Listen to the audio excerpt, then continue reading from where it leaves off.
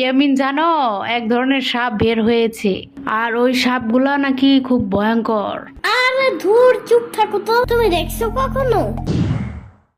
আরে না, আমি দেখি নাই, বাট শুনছি। এদের নাম নাকি রাসেলস ভাইপার।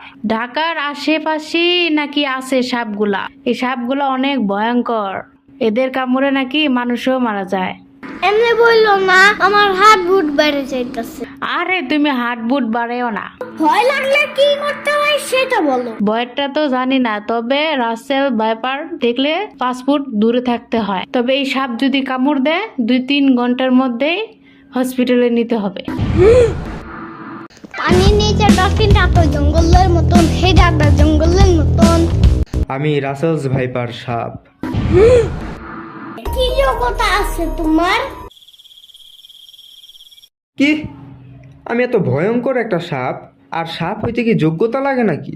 ঘুমাইতে যাও তো এখন। কি ঘুম? কিসের ঘুম? আমি ঘুমাই না, আমি মানুষদের আক্রমণ করি। হা হা হা হা হা। ঢং বাদ দাও। কিসের ঢং? আরে আমি সাপ, রাসেলস ভাইপার সাপ, বিষাক্ত সাপ। ঢং বাদ দাও। কেন বাদ দিব? আচ্ছা, তুমি শুনছো না বাংলাদেশে রাসেলস ভাইপারের কামড়ে 80 জন মানুষ মারা গেছে? বলছিল তো, বাট কাহিনীটা ভুয়া। আরে ভুয়া না, ভুয়া না, দেখো এই সব কিছু সত্য।